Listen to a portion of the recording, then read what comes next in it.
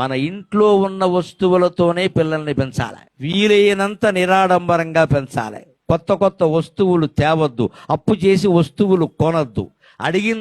పిల్లలు అడిగిందల్లా కొండం మొదలు పెట్టామంటే వాడి జీవితాన్ని మనమే నాశనం చేసేసినట్టు లెక్క. వాడు ఆ మొండి పట్టుదలతో ఉంటాడు, అడిగింది కొనాలి. ఆడపిల్ల అయితే మరి మా నాన్న కొన్నాడు నువ్వెందుకు కొనావు అని ఆ మొగుడు ప్రాణాలు తీసేస్తుంది, అనుమానం ఏం లేదు ఇక్కడ.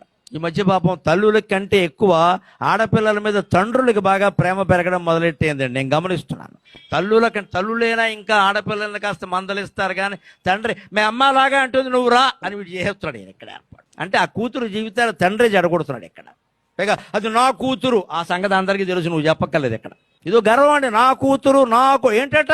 శ్రీరామచంద్రుడికి లేదు ఈ గర్వం, ధర్మరాజుకి లేదు ఈ గర్వం, శ్రీకృష్ణుడికి లేదు ఈ గర్వం. 72 మంది పిల్లలు ఆయన ముందు చచ్చిపోతుంటే మాట్లాడకుండా ఊరుకున్నాడు కృష్ణ పరమాత్మ. ఏం ఆరాధనలు చేస్తామండి మనం?